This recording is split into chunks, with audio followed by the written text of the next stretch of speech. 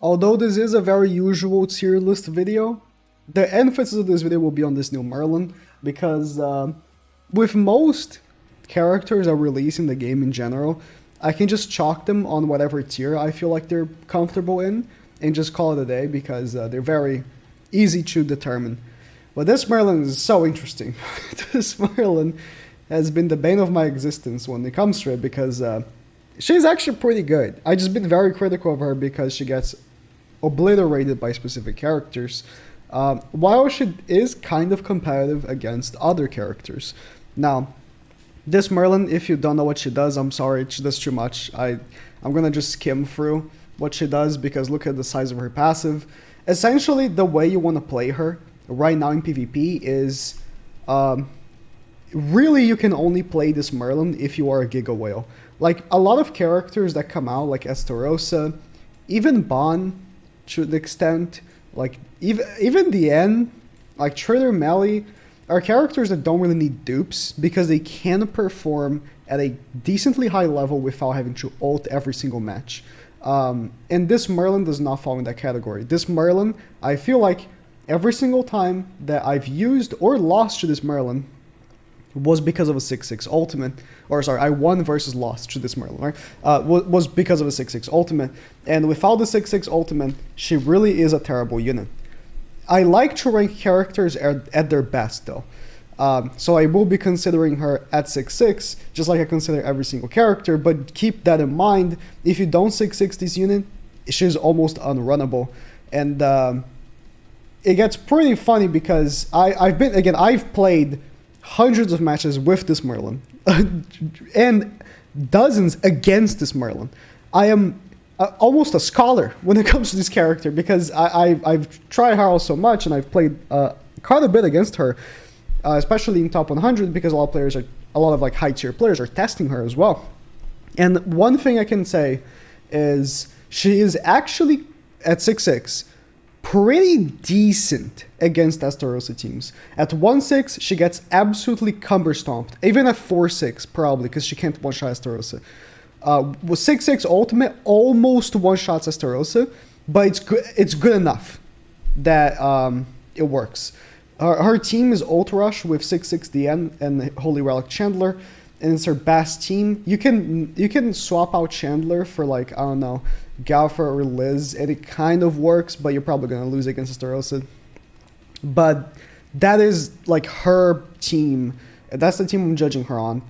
And the problem that I have with her is that, yes, she's kind of decent against Estarossa. She gets absolutely annihilated against any other team. It's kind of funny.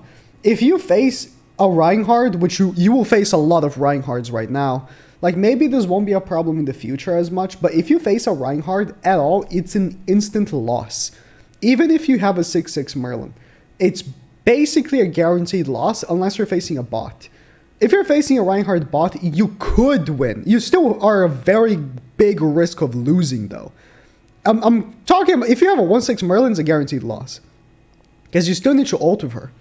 But you are basically a guaranteed loss if you face any Reinhardts or Red Brynhilders, because Red Brynhilder just straight up one-shots her. And if not one-shot, it's very close.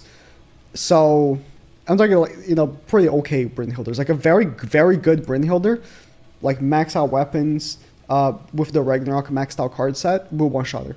So it's like, I don't know. I want to rank her high because, honestly, using her at 6-6 on her proper team is pretty decent against Estarossa, which would be, I would say, the best team right now, if not for the fact that you can see right here, right? It looks a bit crowded at the meta tier, but it's because the meta right now is so goddamn diverse that just one team in the game isn't the end-all, be-all, like, you'll win every match. No. If you use Estarossa on his like best scenario, you can still lose to Reinhardt. You will likely win, but you can still lose depending on card RNG. And that goes for a lot of other teams as well. Rimuru is still super good, and he's pretty good against Estarossas. Summer Merlin's still very, like, all these teams are pretty good, even if I would say Estarossa is still number one. All the other teams are not that far behind, really. So it's a pretty good time right now when it comes to that. It's a bit of frustrating when you want to rank up, when you want to, climb top 100 and your team can lose to card RNG, but it is what it is. It's the game, right? So I'm going to rank Merlin first over Chandler. Okay, Summer Diane. I forgot to add her when she came out. So I'm adding her right now. In PvP, she's dog shit, of course. I mean, what'd you expect? And in PvE, she actually is pretty good. I would say she actually goes here. In PvE, you're rocking her in like OG Demon, and you're rocking her in... and you have these like random bosses that come out that are kind of raids. You're going to be rocking her on those as well. So, I mean, she's pretty good. She's pretty good to have. If she comes back, listen, she should have been free, I think. Because she is like better... Where is it? God damn it. You know, the red hair Liz, the green one, she's better than the red hair Liz because the restriction is more versatile. And it's terrible at finding things. This one, she's better than her, right? Because it's more versatile and you get the boost, right? So like they're technically the same character, but not really, right? They also do the same thing, the rank up, but the end is just objectively better. I still think she should have been free, but it is what it is. Okay, Merlin. I actually was thinking of already giving her this, but I can't. Like, she gets annihilated by any character that's red. I think that's her problem right now. I've been saying this, mark my words. In a month, she's going to get so much support, she's going to be #1. But right now, in the present, I cannot give her anything above this. It's just... No. She's, again, pretty good at 6-6 against the Starosta teams, and you can win, like, half of the matches against them, depending on card RNG. Really depends on card RNG, and depends on who you're facing. If the enemy is Starosta and knows what they're doing, you're probably going to lose. But you can win. That's half the battle, I guess. So I'll give her that.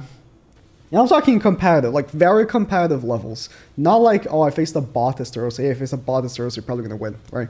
But I'm talking like a really good Starosta team using the proper, like Chandler, Trader Mally, and Zeldra's team. Can you win? You can. You can win against them. Half the time. So, Reinhardt's, it's guaranteed loss though. So, and you face a lot of Reinhardts. Some moving. I was thinking of doing some moving, but really, I want to move up Goddess Liz. If you don't know what's going on in PvP right now, you're going to be so confused. Goddess Liz is making a resurgence. I hate her, but it is what it is. I still wouldn't put her here, because although she actually does provide decent like support for that specific team she's rocking, which is 6-6 Rimuru, 6-6 Diane, Liz, against the Starosta teams. It's actually a better team than the new Merlin team. But it's very similar. The concept is very similar.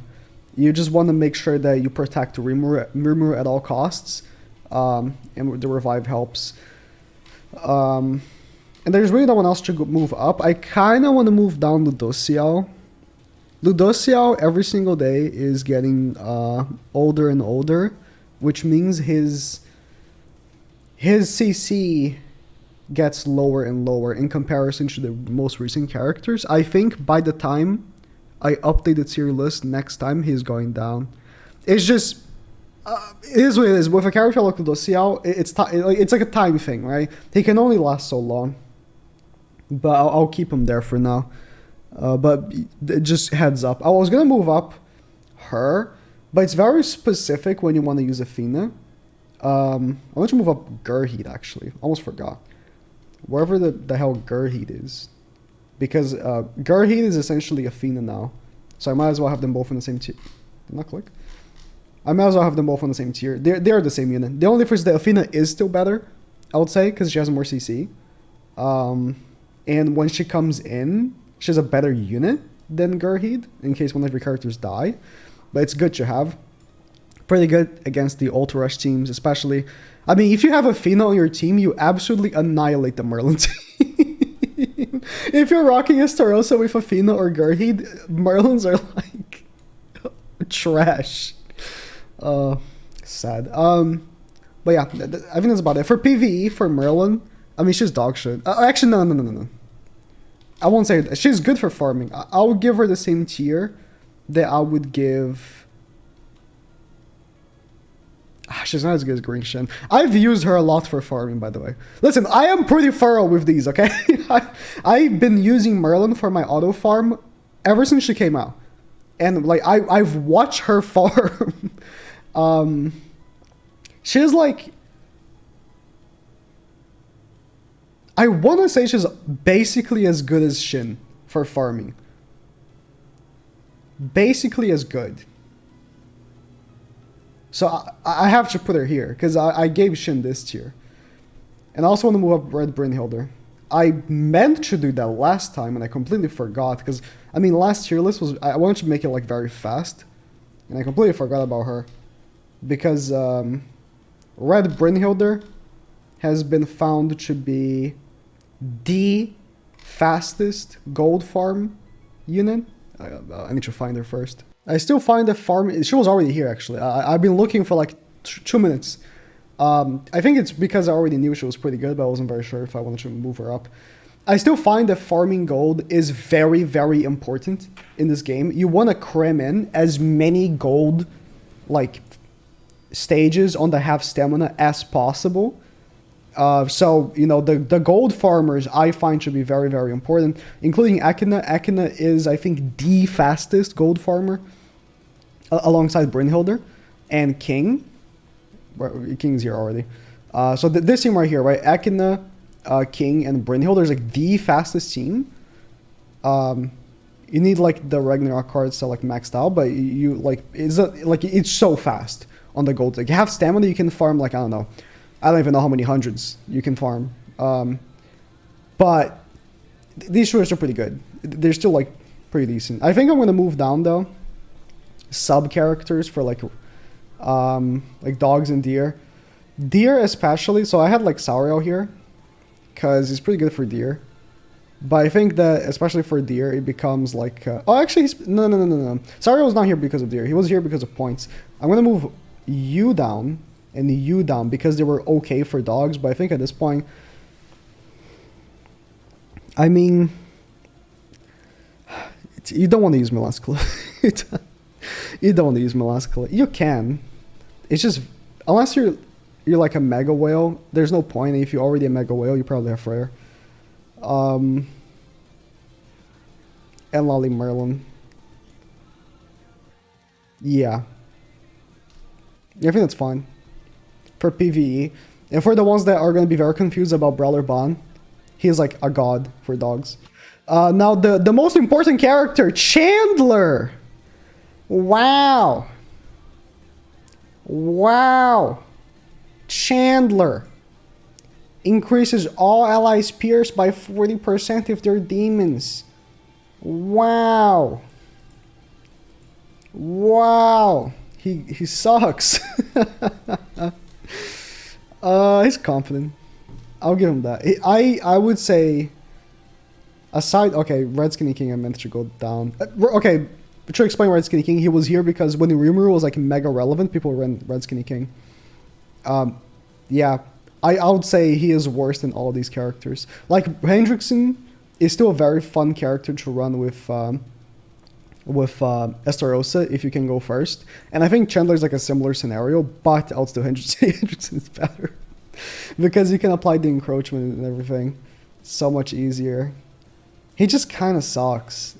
It's even worse on the fact that this Chandler is just so much better. Like when it came to, let's say, this Zaldrus and the other Zaldrus, wherever the hell he is, somewhere here, this Zaldrus, it was still kind of close. Even when this Zaldrus came out, I was like, he's probably going to be a back unit to replace the old one, but the old one's still slightly better because it's more versatile. This guy is the embodiment of everything that's wrong with this guy. If you're just listening and not watching the screen, I'm sorry. I'm talking... the new Chandler is everything that's wrong with the new Zaldrus. It's a very exclusive character that only works on the demon team, trying to replace the old character, even though the old character just got a relic that made them better than the new one. And it's like, yes, sure, the relic's cool, and not everyone can do the relic because it's dogs, but like, Come on, you're not gonna run this Chandler. It just sucks. Like this Zeldris, if you can't make the Holy Relic for the old Zeldris, is like better.